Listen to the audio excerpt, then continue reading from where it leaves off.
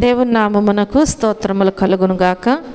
ఈరోజు దేవుడు మనలను ప్రేమించి ఆయన పాద సన్నిధికి నడిపించినటువంటి ఆ గొప్ప దేవునికి కృతజ్ఞతాస్తుతులు చెల్లించుకొనుచు వాక్య ధ్యానంలోనికి వెళదాం. ఈరోజు దేవుడు మనతో మాట్లాడటానికి సిద్ధపడుచుండగా ప్రతి ఒక్కరూ కూడా ప్రభువు మాట్లాడుచున్నప్పుడు శ్రద్ధగా దేవుని వాక్యాన్ని విన్నట్లయితే ఆ వాక్యం మనల్ని బ్రతికిస్తూ ఉంటుంది. కనుక ఈరోజు మన అంశం ఏంటంటే ఆత్మ సంబంధమైన సంఘము గురించి మనం ధ్యానం చేసుకుందాం. రాత్రి దేని గురించి చెప్పారు? రాత్రి అంశం ఏంటండి అంటున్నారు ఏంటో మరి, చాక్లెట్ చప్పరిచ్చినట్టుగా ఉంది. రాత్రి ఏం చెప్పారండి వాక్యం?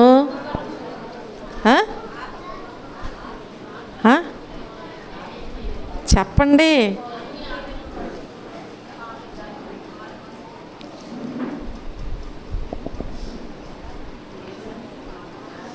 రాసుకున్న వాళ్ళు కూడా చెప్పట్లేదు, డౌటు కరెక్టో కాదో నేను రాసిందని కదా. దేవుని యొక్క ఆత్మ ఎవరికి కలుగుతుంది? ఆత్మను పొందుకుంటే వచ్చేటువంటి ప్రతిఫలాలు ఏంటి కదా. ఈరోజు మనము ఆత్మ సంబంధమైన సంఘము గురించి జ్ఞాపకం చేసుకుందాం. రాత్రి పరిశుద్ధాత్మ గురించి దేవుడు మనతో మాట్లాడి ఉన్నారు. ఈరోజు ఆత్మ సంబంధమైన సంఘము గురించి మనం జ్ఞాపకం చేసుకుందాం. కొరింథీయులకు రాసిన మొదటి పత్రిక 3వ అధ్యాయము 1 నుంచి 4వ వచనం వరకు ఈ రీతిగా వ్రాయబడి ఉన్నది. సహోదరులారా, ఆత్మ సంబంధులైన మనుషులతో మాట్లాడినట్లు నేను మీతో మాట్లాడలేకపోతిని. శరీర సంబంధులైన మనుషులే అనియు క్రీస్తునందు పసిబిడ్డలే అనియు మీతో మాట్లాడవలసి వచ్చెను.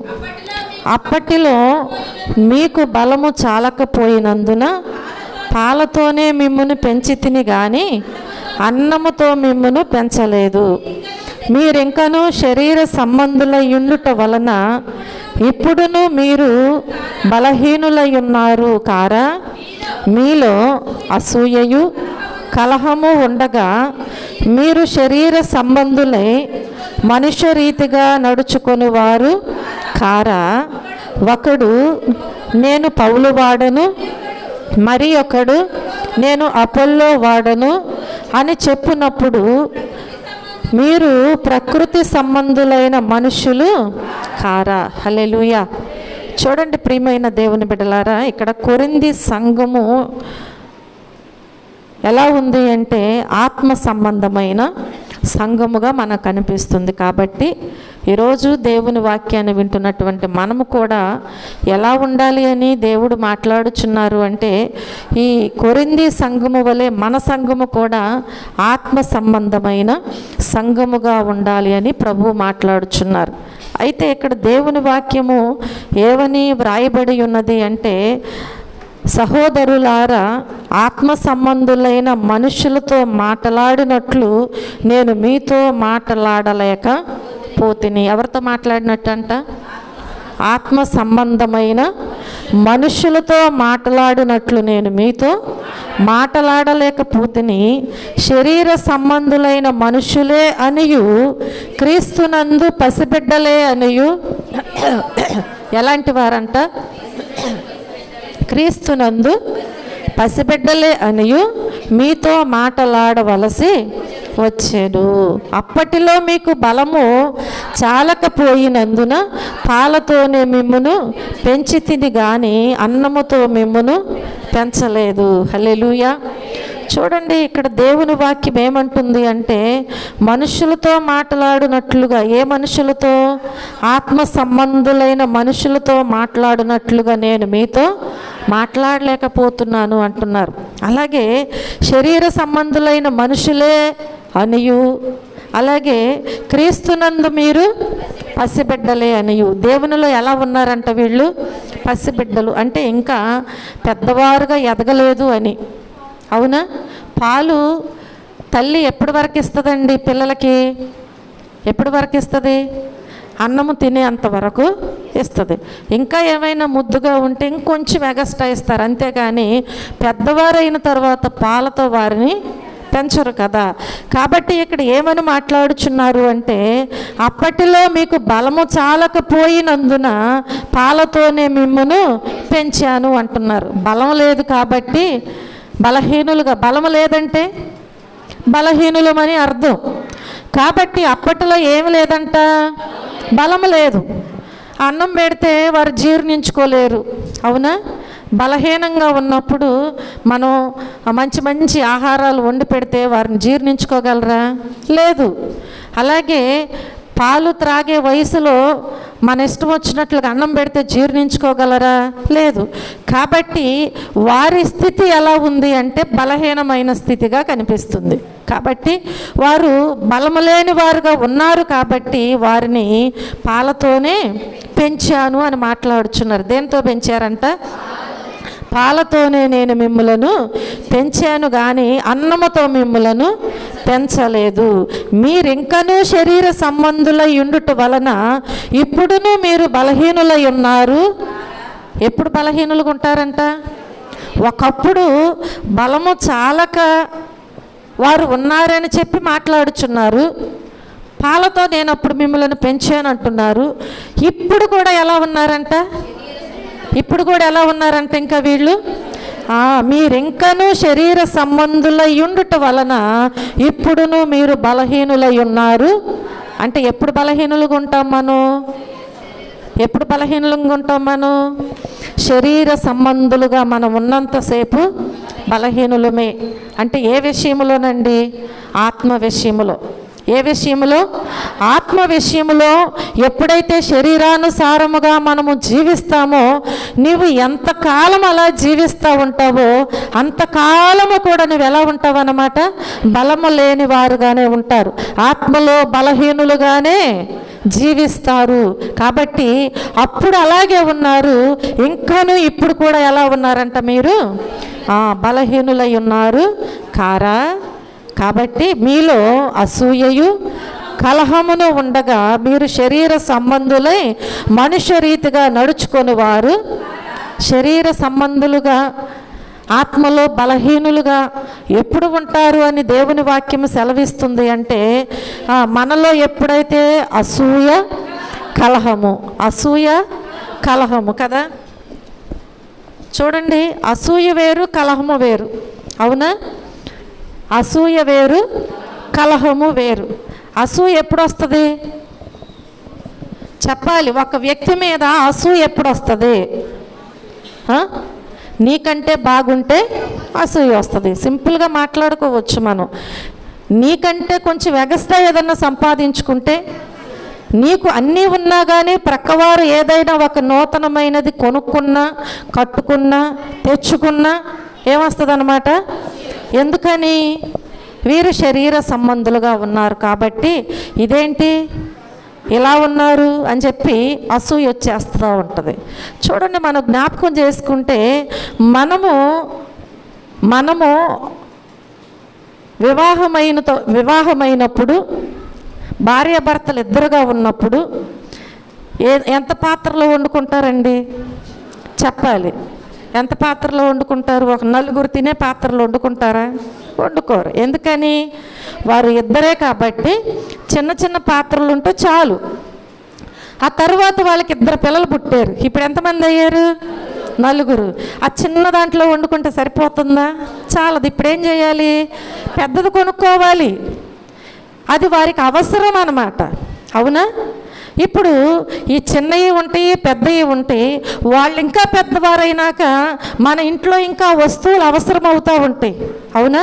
చూడండి, ఇల్లు కూడా అట్లాగే ఒకప్పుడు చిన్న ఇంట్లో ఉండొచ్చు, పూరింట్లో ఉండొచ్చు, గుడిసెలో ఉండొచ్చు. ఆ తర్వాత మన స్తోమతకు తగినట్లుగా ఏం చేస్తాం? దాన్ని తీసేసి మరలా రేకుల షెడ్డు లేకపోతే బిల్డింగు మన స్తోమతకు తగ్గట్టుగా మనం ఏం చేస్తామంటే ఒకప్పుడున్న చిన్న దానిలాగా ఇప్పుడు మరలా అంతే కట్టుకోము. ఎందుకని? ఇప్పుడు మరలా తిరిగి కట్టుకుంటున్నాం కాబట్టి పెద్దగానే కట్టుకోవాలి. మనకు సరిపోవాలి, మన పిల్లలకు సరిపోవాలని మనం ఫ్యూచర్ ఆలోచన చేస్తూ ఉంటాం. హల్లెలూయా. వస్తువులైనా గృహాలైనా మనం ఇంట్లో ఏదైనా సమకూర్చుకునే విషయంలోనైనా ఏ విషయంలోనైనా ఒకప్పుడు ఉన్నట్లుగానే చనిపోయేదాకా అలాంటి స్థితిలో ఎవ్వరు ఉండరు. ఎందుకని అంటే ఉండే కొద్దీ మన వయసు పెరుగుతూ ఉంటుంది, మనకు పిల్లలు పెరుగుతూ ఉంటారు, మనకున్నటువంటి ఆ స్థితి కొంచెం ఎక్కువగా అవుతుంది. కాబట్టి మనం అనేకమైన వస్తువుల అవసరాలను బట్టి కొనుగోలు చేస్తూ ఉంటాం. వాటిల్లో ఒకవేళ ఏదైనా కావచ్చు, అవి కొనుక్కుంటూ ఉంటాం. అలాంటప్పుడు మనకు అసూయ ఎందుకు రావాలండి? ఎందుకు కొనుక్కుంటున్నాం మనం చెప్పాలి. మన అవసరతను బట్టి, మన కుటుంబము పెరుగుచున్నటువంటి రీతిని బట్టి మనము ఎక్కువగా కొనుక్కుంటూ ఉంటాం, పెద్దగా చేసుకుంటూ ఉంటాం. అవునా? చాలామందికి అసూయ ఎలా ఉంటుందంటే, వారికి ఇటువరకు కొంచెం సామానమే ఉండేది, ఇప్పుడైతే ఒక్క మాటలో చెప్తే ఏమంటారంటే, వచ్చేటప్పుడు రిక్షాలో వేసుకొచ్చారు, లేదంటే ఆటోలో వేసుకొచ్చారు, వెళ్ళేటప్పుడు ఇక్కడి నుంచి వెళ్ళేటప్పుడు లారీలో వేసుకెళ్తున్నారండి అంటారు. ఎట్లాగంట? దానిలో తప్పేముంది? లేదు కదా, లేదు కదా. ఇద్దరున్నప్పుడును నలుగురున్నప్పుడు ఒకటే కాదు కదా. కాబట్టి ప్రియమైన దేవుని బిడ్డలారా, అసూయ అంటే ఎట్లాంటి అసూయలు అనేవి పుడతా ఉంటాయి. ఇది ఎవరిలో పుడుతుందంట? వాక్యం చెప్తుంది.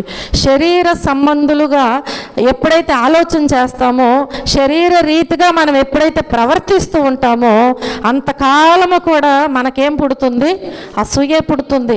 ఎవరి మీద అంటే, మన ఎదుటి వారి మీద, మన తోటి వారి మీద, మన ప్రక్క వారి మీద. మనం వారితో స్నేహము చేసినా కానీ ఏమవుతుంది? అసూయ వస్తుంది. మనకుంటే అన్నీ, కానీ ఎదుటి వారికి ఉండకూడదు. అదే అసూయ. కాబట్టి ప్రియమైన దేవుని బిడ్డలారా, రెండవది ఏమొస్తుందంట? కలహము. అసూయ వేరు, కలహము వేరు అన్నాను కదా. అసూయ అంటే ఎలా పుడుతుంది, కలహం ఎలా వస్తుందండి? కలహం ఎలా వస్తుంది చెప్పండి, ఇటే చూడండి అందరు. కలహం ఎలా వస్తుంది? కలహం ఎప్పుడు వస్తుందండి? ఇద్దరు అన్నదమ్ములు ఉన్నారు, తల్లిదండ్రుల యొక్క ఆస్తి, ఒక స్థలాన్ని పంచుకోవాలి. అవునా? పంచుకునేటప్పుడు అన్నయ్య తెలివిగలోడు, తమ్ముడు తెలివి తక్కువడు అనుకో, వెనకున్న భార్యలు ఏమన్నా తెలివి తక్కువగా ఉంటారేంటి? ఉండరు కదా. ఇప్పుడు నీ తెలివిని బట్టి నువ్వు ఎగస్ట్రా వేసుకుంటావు. నీ తమ్ముడు తెలివి తక్కువడు మాట్లాడలేదు, మా అన్నయ్య కదా అని మాట్లాడు, కానీ భార్య ఒప్పుకుంటుందా? అక్కడ కలహం వస్తుంది. అవునా? బైబిల్లో కూడా ఎక్కడొచ్చింది కలహము? లోతుకి బాగా సంపాదన పెరిగిందంట, అబ్రహాముకి కూడా బాగా సంపాదన పెరిగింది. వారి కాపరులు వీరి కాపరులు మందను తోలుకు వెళ్ళి మేపుతున్నప్పుడంట అక్కడ వారికి కలహం వచ్చిందంట. దేనిని బట్టి? వారికి పెరిగిన ఆస్తిని బట్టి.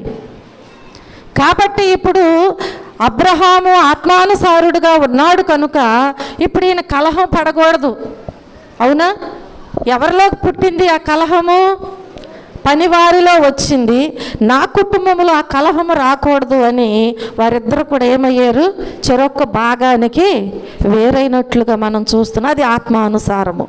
ఇప్పుడు పనివారు శరీరానుసారముగా ఉన్నారు కనుక నువ్వెంతంటే నువ్వెంత అని చెప్పి ఏం చేశారు? కలహపడుతూ ఉన్నారు.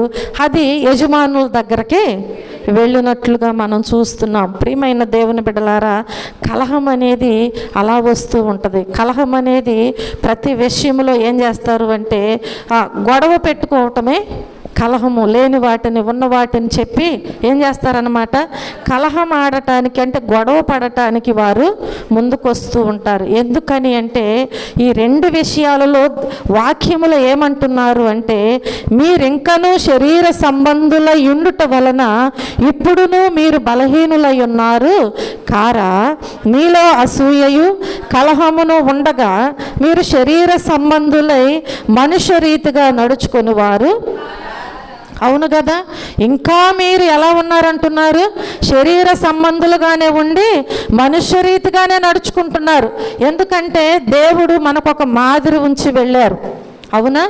దేవుడు మనకు మాదిరి ఉంచారు. ఆ మాదిరి ప్రకారంగా మనం జీవించట్లేదు అంటే ఇప్పుడు మనం ఎలా ఉంటున్నాం? మనుష్య రీతిగానే ఆలోచన చేస్తున్నాం, శరీర సంబంధులుగానే జీవిస్తున్నాం. కాబట్టి దేవుని వాక్యం ఏమంటుంది అంటే, మీరు మీ శరీర సంబంధులై మనుష్య రీతిగా నడుచుకుంటున్నారు కనుకనే వారిలో ఏమని కలహం వచ్చేస్తుందంటే, ఒకడు నేను పౌలు వాడను, మరి ఒకడు నేను అపోల్లో వాడను అని చెప్పినప్పుడు మీరు ప్రకృతి సంబంధులైన మనుషులు కారా కదా?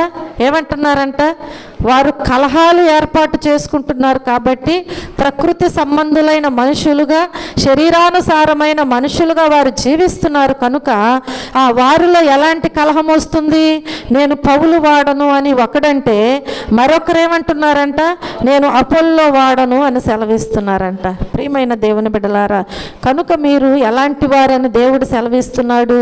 ప్రకృతి సంబంధులైన మనుషులు కారా, అలా ఉండొద్దు అని వాక్యము ద్వారాగా దేవుడు మనతో మాట్లాడుచున్నారు.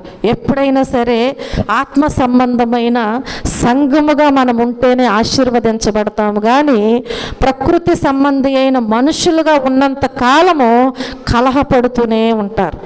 ఎందుకంటే వారిలో ఆత్మానుసారమైన మనస్సు లేదు కాబట్టి, శరీరానుసారముగా వారు ఆలోచిస్తున్నారు కనుక వారిలో ఎప్పుడు కలహం అనేది రేగుతూనే ఉంటుంది. ఈ సంఘము ఎలా ఉండాలి అని దేవుడు కోరుకుంటున్నారంటే, ఆయన స్వరక్తమిచ్చి సంపాదించిన సంఘము కాబట్టి ఎప్పుడు కూడా ఆత్మ సంబంధమైన సంఘముగానే ఉండండి. అప్పుడు మీలో కలహాలు రావు, మీలో అసూయలు పుట్టవు, మీరు ప్రకృతి సంబంధి అయిన మనుషులుగా మీరు జీవించరు అని దేవుడు మనతో ఈరోజు మాట్లాడుచున్నారు. అయితే ఈరోజు మనము ఆత్మ సంబంధులు కలిగి ఉండేటువంటి 7 అనుభవాలను మనం వాక్యములో నుంచి జ్ఞాపకం చేసుకుందాం. రోమీలకు రాసిన పత్రిక మొదటగా మనం చూసినట్లయితే, ఆత్మ సంబంధులు ఆత్మానుసారమైన వాటిపైనే మనస్సు కలిగి ఉంటారు. ఏ సంబంధులు? ఆత్మ సంబంధులు ఆత్మానుసారమైన వాటిపై మనస్సు కలిగి ఉంటారు. 8వ అధ్యాయము 5వ వచనములో మనం చూస్తే, శరీరానుసారులు శరీర విషయముల మీద మనస్సు నుంతురు, ఆత్మానుసారులు ఆత్మ విషయముల మీద మనస్సు నుంతురు. శరీరానుసారమైన మనస్సు మరణము, ఆత్మానుసారమైన మనస్సు జీవమును సమాధానమునై ఉన్నది. హల్లెలూయా, హల్లెలూయా. కాబట్టి మొదటగా మనం ఎలా ఉండాలంట? ఆత్మ సంబంధులు ఆత్మానుసారమైన వాటిపై మనసు నుంచుతారు కాబట్టి మనం ఏ సంబంధులుగా ఉండాలి? ఆత్మ సంబంధులుగా ఉండాలి అని ప్రభువు ఈరోజు మాట్లాడుచూ ఉంటున్నారు. రెండవదిగా మనం చూస్తే, ఆత్మ సంబంధులు దేవుని సంగతులు పూర్తిగా విచారిస్తారు. ఎవరు వీళ్ళు? ఆత్మ సంబంధులు దేవుని సంగతులు పూర్తిగా ఏం చేస్తారండి? విచారిస్తూ ఉంటారు. చూడండి, కొరింథీయులకు రాసిన మొదటి పత్రిక 2వ అధ్యాయము 10-11 వచనాలలో, మనకైతే దేవుడు వాటిని తన ఆత్మ వలన బయలుపరచి ఉన్నాడు, ఆ ఆత్మ అన్నిటినీ దేవుని మర్మములను కూడా పరిశోధించుచున్నాడు. ఒక మనుషుని సంగతులు అతనిలోనున్న మనుష్యాత్మకే గాని మనుషులలో మరి ఎవనికని తెలియను. అలాగే దేవుని సంగతులు దేవుని ఆత్మకే గాని మరి ఎవనికని తెలియవు. హల్లెలూయా. చూడండి, ఆత్మ సంబంధులు దేవుని సంగతులు పూర్తిగా విచారిస్తారు. అంటే ఇప్పుడు దేవుడు ఎవరికి తెలుస్తుంది అని సెలవిస్తున్నారు ఇక్కడ? చెప్పాలి, ఎవరికి తెలుస్తుందంట? దేవుని సంగతులు. అలాగే దేవుని సంగతులు దేవుని ఆత్మకే గాని మరి ఎవనికిని తెలియవు. కాబట్టి దేవుని సంగతులు దేవుని ఆత్మకే తెలుసు కనుక మనము ఏ ఆత్మ కలిగి ఉండాలి? ఇప్పుడు దేవుని ఆత్మ కలిగి మనముంటే దేవుని సంగతులు, ఆయన ఉద్దేశములు ఏమై ఉన్నవో, ఆయన మనల్ని ఎలా బ్రతకమంటున్నారో, ఎలా ప్రయాణం చేయమంటున్నారో, ఈ లోకములో సంఘము ఎలా ఉండాలో ఆయన తెలియచేస్తున్నప్పుడు అవి మనకు అర్థమవుతాయి. వాటిని మనం విచారించి తెలుసుకుని వాటిలో మనం ముందుకి సాగిపోతూ ఉంటాం. హల్లెలూయా. చూడండి ప్రియమైన దేవుని బిడ్డలారా, కొలస్సీలకు రాసినటువంటి పత్రిక 1వ అధ్యాయము,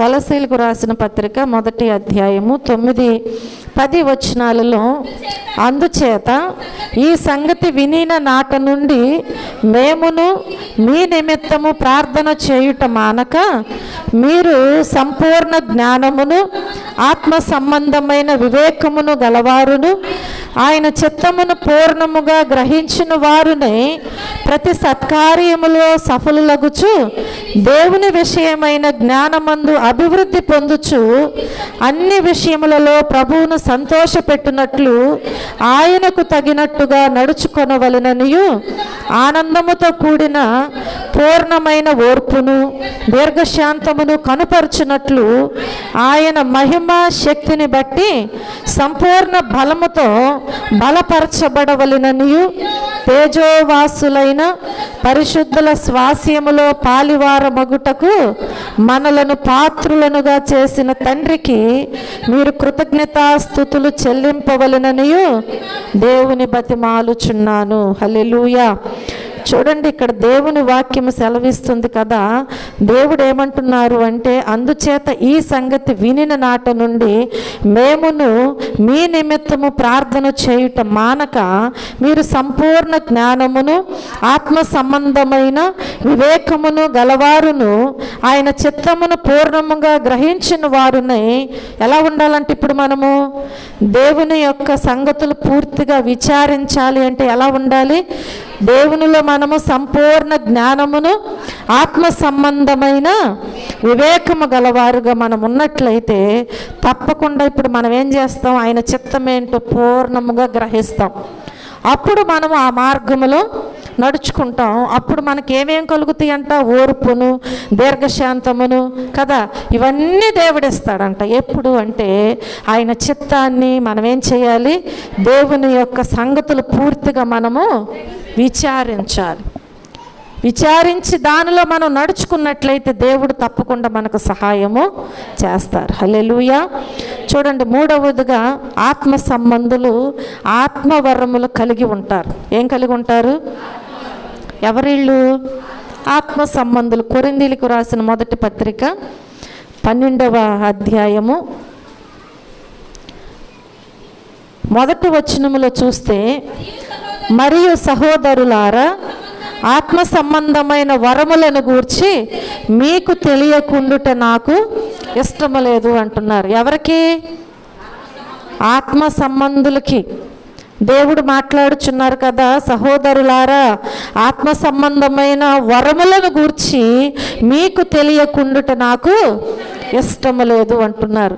అక్కడ 14వ అధ్యాయములో 1వ వచనములో మనం చూసినట్లయితే 14 వచనములో, ప్రేమ కలిగి ఉండుటకు ప్రయాసపడుడి, ఆత్మ సంబంధమైన వరములను ఆసక్తితో అపేక్షించుడి, విశేషముగా మీరు ప్రవచన వరమును అపేక్షించుడి.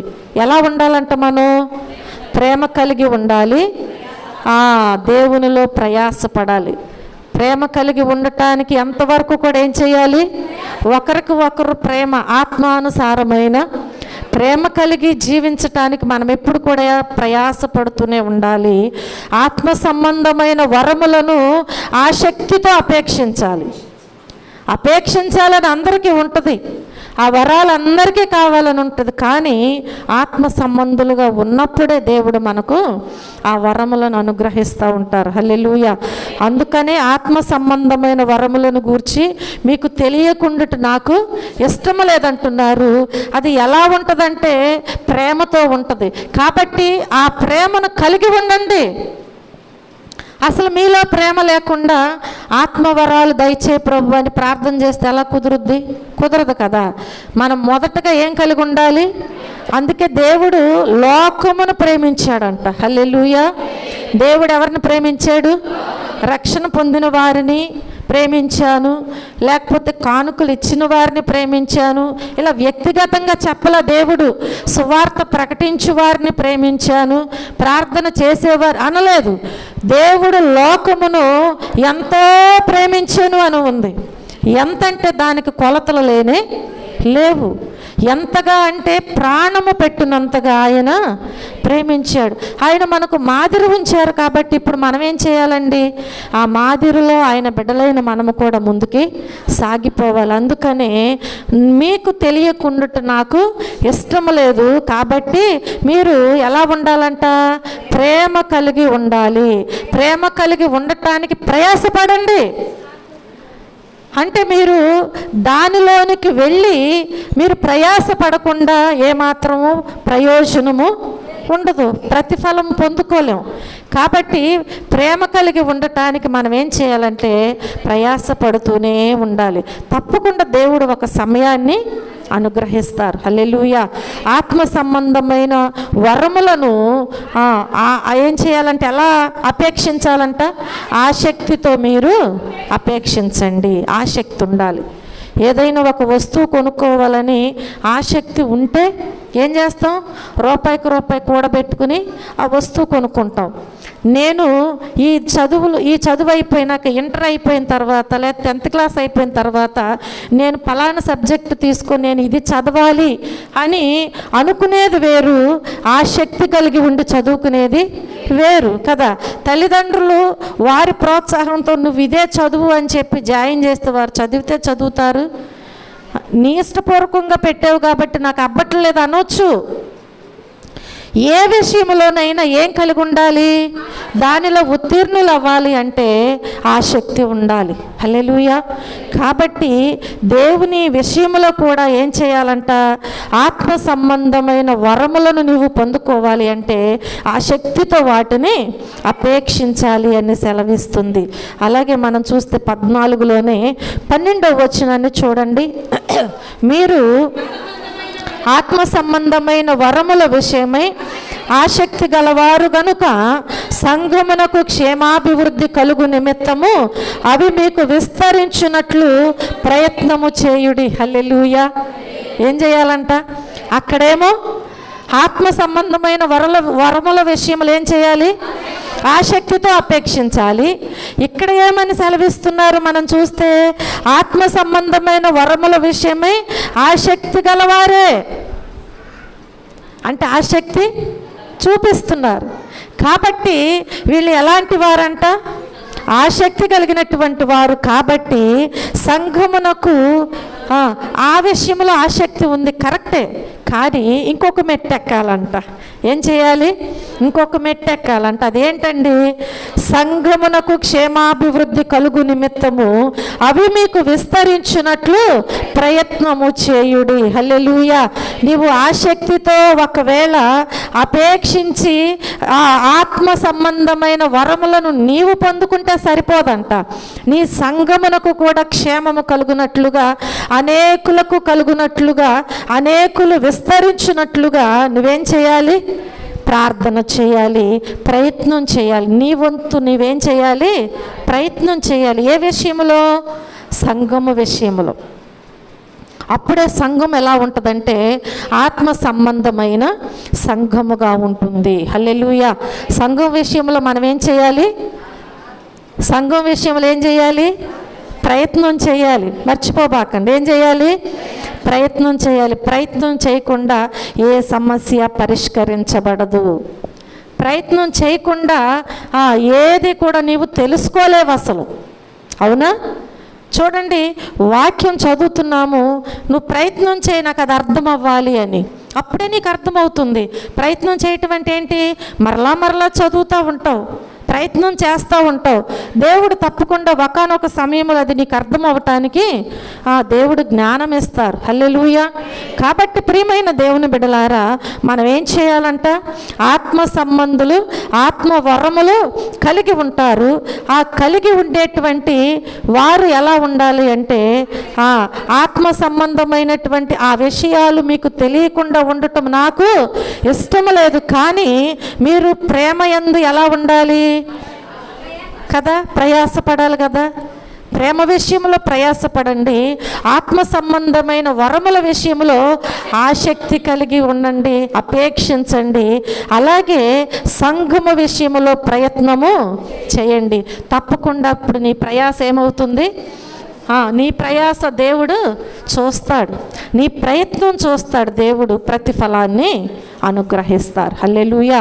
అలా వారు ప్రయత్నం చేశారు, ప్రయాసపడ్డారు, ఆసక్తి కలిగి అపేక్షించారు కనుక ఆనాడు సంఘముల వారు అభివృద్ధి చెంది ఉన్నారు. ఈరోజు మనకు ఆశ ఉంటే సరిపోదు, ఏం చేయాలి? ప్రయత్నం చేయాలి.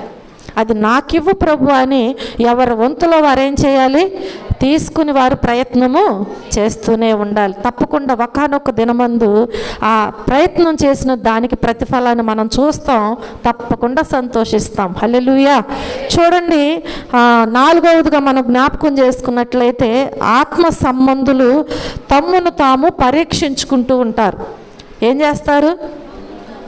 ఆత్మ సంబంధులు ఏం చేస్తారు? తమ్మును తాము పరీక్షించుకుంటూ ఉంటారు. చూడండి, గలతీలకు రాసినటువంటి పత్రిక, గలతీలకు రాసిన పత్రిక 6వ అధ్యాయము 1వ వచనములో చూస్తే, సహోదరులారా, ఒకడు ఏ తప్పితములోనైనను చిక్కుకొనిన ఎడల ఆత్మ సంబంధులైన మీలో ప్రతివాడు తానును శోధింపబడుదునేమో అని తన విషయమై చూచుకొనుచు సాత్వికమైన మనసుతో అట్టి వానిని మంచి దారికి తీసుకొని రావలెను. హల్లెలూయా. ఆత్మ సంబంధులు తమ్మును తాము ఏం చేస్తారంట? పరీక్షించుకుంటారు. అంటే ఎవరికి వారే, నా మట్టుకు నేనేం చేయాలి? పరీక్షించుకోవాలి ఎప్పటికప్పుడే. ఉదయం లేచిన దగ్గర నుంచి సాయంత్రం వరకు నా నోరు ఏం పలికింది, ఏం మాట్లాడింది కదా, నా జీవితము, నా హృదయము ఏ విషయంలో ఎవరి మీద అసూయ పడింది, ఎవరి మీద కలహపడాలని ప్రేరేపణ కలిగింది, అవునా కాదా? అవును కదండి. తలంపులు, ఊహలు, క్రియలు, నడవడిక ఎన్నో ఉంటాయి. కాబట్టి ప్రతి విషయంలో కూడా ఏం చేయాలి అంటున్నారు? ఆత్మ సంబంధులు చెప్పాలి. ఏం చేయాలండి? ప్రతి విషయంలో తమ్మును తాము పరీక్షించుకుంటూ ఉండాలి. అందుకనే ఒకడు ఏ తప్పితములోనైనను చిక్కుకొనిన ఎడల ఆత్మ సంబంధులైన మీలో ప్రతివాడు తానును శోధింపబడుదునేమో అని తన విషయమై చూచుకుంటాడంట. సహోదరులలో ఎవరైనా కానీ ఒకరు ఏదైనా ఒక తప్పిదములో చిక్కుకున్నప్పుడంట, ఒకవేళ వారు శరీరానుసారముగా ఉండవచ్చు, కానీ వారు ఎక్కడ చిక్కుకున్నారు అంటే ఒక తప్పిదములో చిక్కుకున్నారు. ఇప్పుడు ఆత్మ సంబంధులైన వారు ఏం చేయాలి? ఏం చేయాలండి? వారిని పోలి నడుచుకోకూడదు కదా. వారు శరీరానుసారముగా ఉన్నారు కాబట్టి వారు ఏం చేస్తున్నారు? ఏదో ఒక తప్పిదములో చిక్కుకుంటూనే ఉంటారు రోజు. ఎందుకని వారు శరీరానుసారమైన ప్రకృతి సంబంధమైన ఆలోచనలు కలిగి జీవిస్తున్నారు కాబట్టి. కానీ ఆత్మ సంబంధమైనటువంటి వారంట ఏం చేయాలి? ఆత్మ సంబంధులైన మీలో ప్రతివాడు తానును శోధింపబడుదునేమో అంటే అతనితో ఇతను ఏమైపోకూడదంట? ఏకమైపోకూడదంట. హల్లెలూయా. అవుతున్నారా? ఏకం అవ్వద్దంటున్నాడు దేవుడు. అలా అయిపోతే ఏమవుతుందంట? ఇప్పుడు ఇక్కడ చెప్పాలి, ఏమవుతుందంట? వారిని బట్టి వీళ్ళు కూడా శోధించబడతారంట.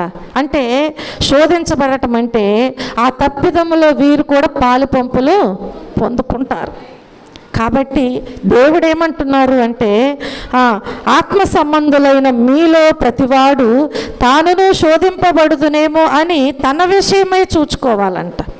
అంతేకాని వాడు ఆ మార్గంలో వెళ్ళుచున్నాడు కాబట్టి ఆ మార్గం బాగుంది, ఆ మార్గంలో వారు వర్ధిల్లుచున్నారు, ఆ మార్గంలో వారు ఆశీర్వదించబడుతున్నారని వారిని చూసి మనం ఆ మార్గంలోకి వెళ్ళటానికి వీల్లేదు.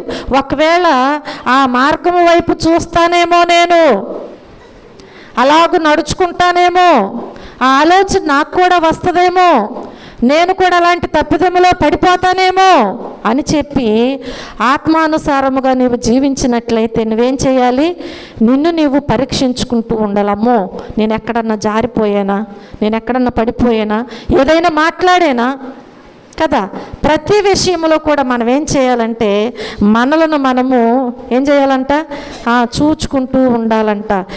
సాత్వికమైన మనసుతో అట్టి వానిని మంచి దారికి తీసుకొని రావాలను. ఎవరైతే శరీరానుసారముగా వారు జీవిస్తూ తప్పిదములో చిక్కుకున్నారో వారిని ఏం చేయాలి? ఇప్పుడు ఆత్మానుసారముగా నీవు జీవిస్తూ నీ తప్పిదముల విషయంలో నీవు పరీక్షించుకుంటూ ముందుకు సాగుచు తప్పిపోయినటువంటి వానిని ఏం చేయాలంట? సాత్వికముతో, అంటే దేన మనస్సు కలిగి. దేవుడు ఏమన్నాడు? నేను సాత్వికుడును, దేన మనస్సు గలవాడను. హల్లెలూయా. అంటే ఇప్పుడు ఎవరు తీసుకొస్తారు? ఆ సాత్వికం మనకుందా? ఆ దీన మనస్సు మనకుందా? చెప్పాలి. ఎవరికి అప్పగించాలి?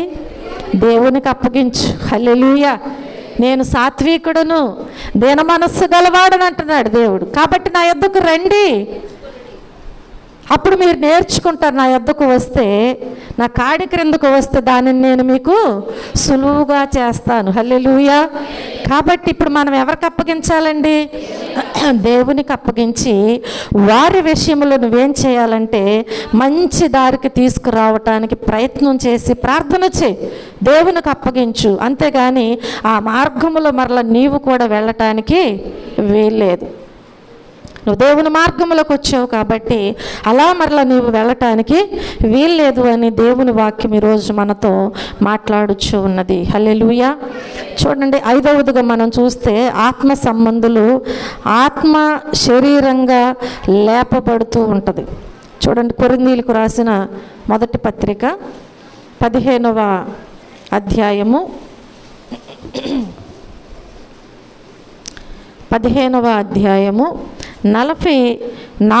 వచనములో మనం చూస్తే, ప్రకృతి సంబంధమైన శరీరముగా విత్తబడి ఆత్మ సంబంధ శరీరముగా లేపబడును. ప్రకృతి సంబంధమైన శరీరం ఉన్నది గనుక ఆత్మ సంబంధమైన శరీరము కూడా ఉన్నది. అర్థమైందా మీకు? తికమగ్గా ఉందా? అర్థమైందా లేదా? అర్థమైందా? చూడండి, అక్కడ ఏమని వ్రాయబడి ఉంది అంటే, ప్రకృతి సంబంధమైన శరీరముగా విత్తబడి. మనము ఈ లోకములో దేవునిలోనికి రాకముందు, దేవుణ్ణి తెలుసుకోకముందు కదా, ఇప్పుడు దేవుని కుమారులుగా కుమార్తెలుగా అంటే దేవుని పిల్లలుగా పిలువబడక ముందు, ఒకవేళ అందరూ దేవుడు చేసినటువంటి మనుషులమే, కానీ కొంతకాలం ఏంటంటే మనం ఈ లోకములో దేవుని కలిగి జీవించకుండా ఉంటాం. అవునా? తర్వాత నీవు దేవుణ్ణి తెలుసుకుని ఈ జీవితము వ్యర్థమైనది, ఇది కరెక్ట్ కాదు అని చెప్పి దేవునితో కలిసి ఉండాలి, ఈ శరీరానుసారముగా నేను ఉండకూడదు, ఆత్మానుసారముగా ఉండాలని నువ్వు ఆలోచన చేసి నీ పాపముల విషయంలో నీవు పశ్చాత్తాపపడి మారు మనసు పొంది బాప్తిసం తీసుకున్నావు కదా. దేవుని వాక్యం ఏమంటుంది అంటే, మనం జ్ఞాపకం చేసుకుంటే దేవుని వాక్యం ఏమని సెలవిస్తుంది అంటే, ప్రకృతి సంబంధమైన శరీరముగా విత్తబడి. ప్రకృతి సంబంధమైన శరీరముగానే నీవు పుట్టావు, కానీ ఆత్మ సంబంధ శరీరముగా లేపబడును. హల్లెలూయా. ఈ లోకములో జీవించినంత కాలము ఈ శరీరము ప్రకృతి సంబంధమైన శరీరమే, కానీ ఆత్మ విషయంలో దేవుడు ఏమని మాట్లాడుచున్నారు? అది అలా విత్తబడింది, కానీ ఆత్మ సంబంధ శరీరముగా నీవు లేపబడతావు. హల్లెలూయా. అంటే నువ్వు చనిపోయిన తర్వాత ఈ ప్రకృతి సంబంధమైన శరీరానుసారమైన ఈ శరీరము ఎక్కడుంటుందంట? ఎక్కడుంటుంది? మట్టిలో కలిసిపోతుంది కదా. తిరిగి మరలా నీవు లేపబడినప్పుడు నీ శరీరం నీతో వస్తుందని ఎక్కడన్నా వ్రాయబడి ఉందా? నీ ఆత్మ మాత్రమే వెళ్తుంది. దేవుని దగ్గరకో నరకానుకో ఎక్కడో చోటకి ఏం వెళ్తుంది? ఆత్మ ఒక్కటే. ఇది ప్రకృతి సంబంధమైన శరీరము కాబట్టి అది అలా విత్తబడింది, ఇక్కడే భూమిలో పాతి పెట్టబడుతుంది, మంటికి మన్ను చేరిపోతుంది. కానీ దేవుని వాక్యం అంటుంది కదా, ఆత్మ సంబంధ శరీరముగా లేపబడును. ప్రకృతి సంబంధమైన శరీరం ఉన్నది కనుక ఆత్మ సంబంధమైన శరీరము కూడా ఉంది. మన జీవితంలో ఆధ్యాత్మికంగా ఆత్మానుసారముగా జీవించాలి. కానీ మనకు శరీరము ఉంది అని చెప్పి ఇది ప్రకృతి సంబంధమైన శరీరము, ఈ శరీరానికి ఎన్నో కోరికలు ఉంటాయి, ఆశలు ఉంటాయి, అవునా, ఉంటాయి. కాబట్టి ఈ శరీరం దేనిని కోరుకుంటే అలా నేను జీవిస్తానంటే కుదరదు. ఏం చేయాలి ఇప్పుడు? ఏం చేయాలండి? దీనిలోనే అది కూడా మలచబడి ఉంది కాబట్టి దీనిని నువ్వు కంట్రోల్లో పెట్టుకో అంటున్నాడు దేవుడు. ఒకప్పుడు తీర్పు ఉంటుంది, ఒకప్పుడు లేపబడేది ఆత్మే. కాబట్టి నువ్వు జాగ్రత్త. దేవుడు మాట్లాడుచూ ఉంటున్నారు. ప్రియమైన దేవుని బిడ్డలారా, ఈ రాత్రికాల సమయంలో ఆత్మ సంబంధులు ఆత్మ శరీరముగా లేపబడతారు. ఎవరు లేపబడతారు? ఆత్మ సంబంధులు ఆత్మ శరీరముగా లేపబడతారు అని దేవుని వాక్యం సెలవిస్తుంది. 6వదిగా చూస్తే ఆత్మ సంబంధులు ఆత్మానుసారమైన ఆహారము భుజిస్తారు. ఏం భుజిస్తారు? ఆత్మానుసారమైన ఆహారమును భుజిస్తారు. చూడండి 15వ అధ్యాయము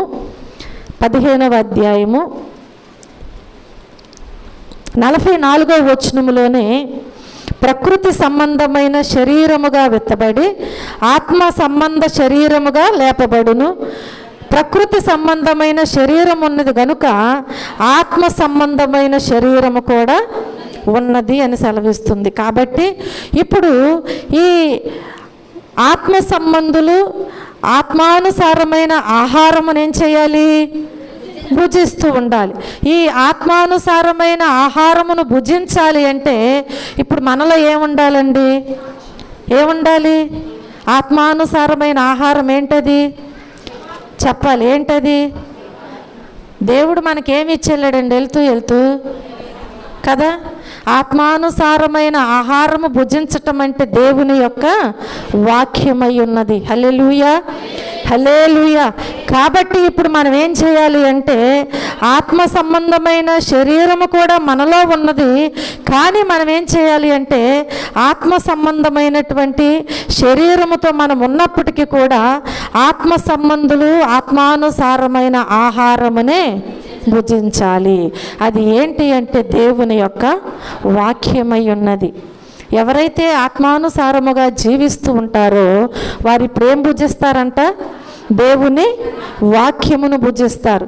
ఇప్పుడు దేవుని వాక్యాన్ని భుజిస్తే ఈ వాక్యం ఏం చేస్తుంది? ఇప్పుడు మనల్ని బ్రతికిస్తూ ఉంటుంది. అంటే శరీరానుసారముగా ఒకవేళ మనం చచ్చిన వారముగా ఉన్న దేవుని యొక్క వాక్యము మనల్ని ఏం చేస్తుంది? బ్రతికిస్తూ ఉంటుంది. ఆత్మలో ఎప్పుడు బలపరుస్తూనే ఉంటుంది. కనుక ప్రియమైన దేవుని బిడ్డలారా, దేవుని వాక్యము ఇందు విషయమై ఆదామును మొదటి మనుషుడు జీవించు ప్రాణి ఆయనని వ్రాయబడి ఉన్నది. కడపటి ఆదాము జీవింపచేయు ఆత్మ ఆయను. మొదటి ఆదామైతే ఏమై ఉన్నాడు? చెప్పాలి. మొదటి మనుషుడు ఏమై ఉన్నాడు? జీవించు ప్రాణి ఆయనని వ్రాయబడి ఉంది. కడపటి ఆదాము జీవింపచేయు. రెండిటికి తేడా ఉంది. కడపటి ఆదాము ఎవరై ఉన్నారు? మన ప్రభువు అయిన యేసుక్రీస్తు. వాక్యమే దేవుడై ఉన్నారు. మన మధ్యలో సంచారము చేస్తున్నారు, మనతో మాట్లాడుచున్నారు. కాబట్టి ఇప్పుడు ఈ దేవుని యొక్క వాక్యము మనల్ని ఏం చేస్తుందంటే జీవింప చేస్తూ ఉంటుంది. అదే జీవింపచేయు ఆత్మ అని చెప్పి నేను మీకు తెలియచేస్తున్నాను. ఆత్మ సంబంధమైనది మొదట కలిగినది కాదు, ప్రకృతి సంబంధమైనదైతే మొదట కలిగినది, తరువాత ఆత్మ సంబంధమైనది.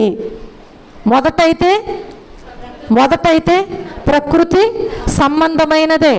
కానీ ఇక్కడ మనం చూస్తే ఇప్పుడు మాత్రం ఏమై ఉన్నదంట? తరువాత ఆత్మ సంబంధమైనది. కనుక ప్రియమైన దేవుని బిడ్డలారా, మొదటి మనుషుడు భూ సంబంధి అయి మంటి నుండి పుట్టినవాడు. రెండవ మనుషుడు పరలోకము నుండి వచ్చినవాడు. తేడా ఉంది కదా? మొదటి మనుషుడైతేనేమో మంటి నుండి వచ్చాడు, రెండవ మనుషుడు పరలోకము నుండి వచ్చినవాడు. మంటి నుండి పుట్టినవాడు ఎట్టివాడో మంటి నుండి పుట్టిన వారును అట్టివారే. పరలోక సంబంధి ఎట్టివాడో పరలోక సంబంధులను. అర్థమైంది కదా? మంటి నుండి పుట్టినవాడు ఎట్టివాడో ఎవరు? ఆదాము. పరలోక సంబంధి అయినటువంటి వారు ఎట్టివారు? ఎవరు? మన ప్రభువు అయిన యేసుక్రీస్తు. ఎవరిని పోలి నడుచుకోవాలి మనం కదా? క్రీస్తుని పోలి మనము నడుచుకోవాలి. తప్పకుండా దేవుని ఆత్మానుసారమైనటువంటి ఆహారమును భుజించాలి. దేవుని పోలి నువ్వు నడుచుకోవాలి అంటే దేవుని ఆత్మానుసారమైన ఆహారాన్ని భుజించాలి. అది భుజించకుండా నీవు ఆత్మలో బలపడలేవు, దేవునితో నడవలేవు, దేవునితో సహవాసం చేయలేవు, దేవుని యొక్క మర్మములను నీవు గుర్తించలేవు, దేవుని ప్రణాళికలను ఉద్దేశములను నీవు కనుగొనలేవు.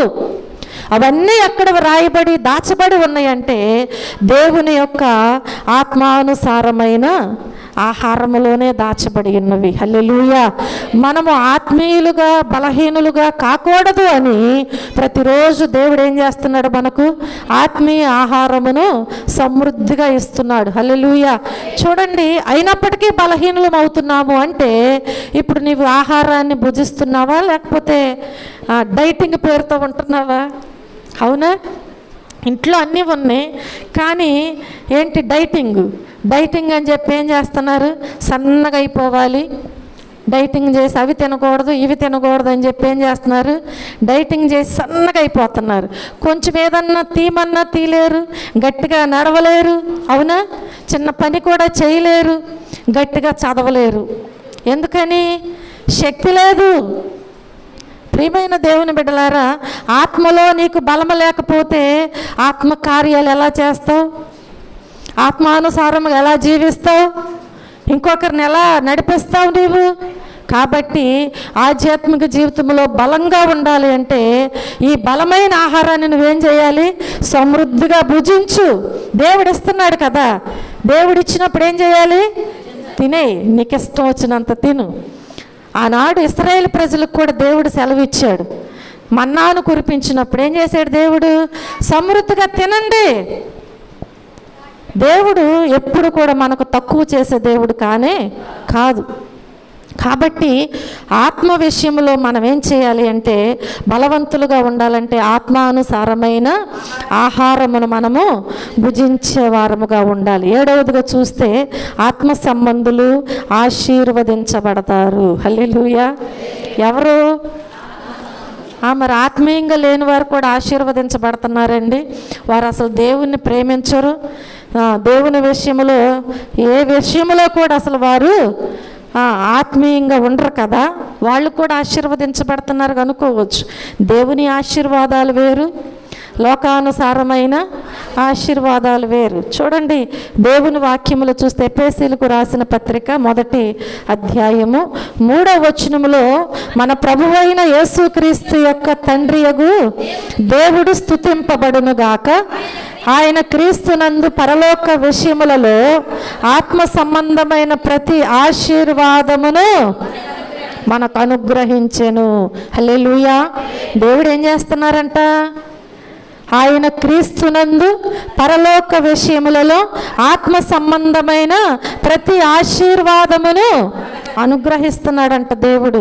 నువ్వెప్పుడు ప్రతి ఆశీర్వాదమును దేవుడిచ్చేది నువ్వు పొందుకోగలుగుతావు అంటే నువ్వు ఆత్మ సంబంధిగా ఉండు దేవునితో. ఈ లోకములో ఒకవేళ దేవుణ్ణి తెలుసుకుని నీ జీవితంలో ఒకవేళ వస్త్రహీనత అయినా కదా, ఇంకా చాలా ఉన్నాయి కదా. ఏమున్నాయి? ఇంకా కరువైన, ఖడ్గమైన, కాటకమైన, వస్త్రహీనత అయినా కదా, ఆహారము ఉన్నా లేకపోయినా, గృహాలు ఉన్నా లేకపోయినా, ఆత్మ సంబంధ విషయంలో వెనుతిరగకుండా నీవు ఉన్నట్లయితే నీవు అడుగు వాటికంటే ఊహించు వాటికంటే అత్యధికమైన ఆశీర్వాదాలు దేవుడు నీకు తప్పకుండా అనుగ్రహిస్తారు. అవి ఎక్కడి నుంచి ఇస్తారంట? పరలోకము నుంచి. హల్లెలూయా. వాటిని ఎవరైనా తీసేయగలరా? తీసేయలేరు. ఏదన్నా ఒకవేళ పోరంబోకలో ఒక ఇల్లు ఏదో కట్టుకున్నాం అనుకోండి, ఒకవేళ గవర్నమెంట్ కొలతలకు వచ్చినప్పుడు తీసేస్తే దానిలో వింత ఏమీ లేదు. కానీ ఇది మాత్రం ఎవరు తీసివేయలేరు. ప్రియమైన దేవుని బిడ్డలారా, మొదట మనం ఆత్మ సంబంధులుగా జీవిద్దాము. మన సంఘం ఎప్పుడు కూడా ఆత్మ సంఘముగా ఉండటానికి ప్రయత్నం చేద్దాం. తిరిగి దేవుని యొక్క ఆత్మీయ ఆశీర్వాదాలు మనము పొందుకుందాం. దేవుడి చిన్న వాక్యమును దీవించి ఆశీర్వదించునుగాక. ఆమేన్. ప్రార్థన చేసుకుందాం. ప్రేమ కలిగిన తండ్రి, కృప కలిగిన మా దేవా, మా రక్షకుడా, మీ పరిశుద్ధమైన నామమునకు లెక్కలేని కృతజ్ఞతాస్తుతులు, స్తోత్రములు, వందనాలు తెలియజేస్తున్నాను ప్రభువా. ఈ రాత్రికాల సమయంలో ఆత్మ సంబంధమైనటువంటి సంఘముగా మేము ఉంచబడటానికి మాతో మీరు మాట్లాడిన విధానమును బట్టి మీకు వందనాలయ్యా. ఆత్మ సంబంధులు కలిగి ఉండేటువంటి 7 అనుభవాలు మాకు తెలియచేశారు ప్రభువా. ఆత్మ సంబంధులు ఆత్మానుసారమైన వాటిపై మనస్సు కలిగి ఉంటారన్నావు. ఆత్మ సంబంధులు దేవుని సంగతులు పూర్తిగా విచారిస్తారన్నావు. ఆత్మ సంబంధులు ఆత్మ వరములు కలిగి ఉంటారు. ఆత్మ సంబంధులు తమ్మును తాము పరీక్షించుకుంటారు. ఆత్మ సంబంధులు ఆత్మ శరీరంగా లేపబడుతుంది. ఆత్మ సంబంధులు ఆత్మానుసారమైన ఆహారమును భుజిస్తారు. ఆత్మ సంబంధులు ఆశీర్వదించబడతారని మీరు మాకు తెలియచేశారు ప్రభువా. అవును తండ్రి, ఈ రాత్రికాల సమయంలో విత్తబడిన ప్రతి విత్తనము కూడా బిడల హృదయాలలో 100 ఫలింపబడినట్లు మీ సహాయము దయచేయండి. విన్న వాక్యాన్ని విడిచిపెట్టకనైనా హృదయంలో భద్రపరుచుకుని తిరిగి నెమరు వేసుకునేటువంటి జ్ఞానము, జ్ఞాపక శక్తిని మీరు అనుగ్రహించండి తండ్రి. మీకు వందనాలు. దయగలిగిన దేవా, శివాధిపతి అయ్యా, ఇదిగో నా ప్రభువా, వచ్చిన బిడలందరిని బట్టి మీకు వందనాలయ్యా. ఎంతో ప్రయాసతో మీ సన్నిధిలోనైనా కూర్చుని మీ వాక్యమును విన్నారయ్యా.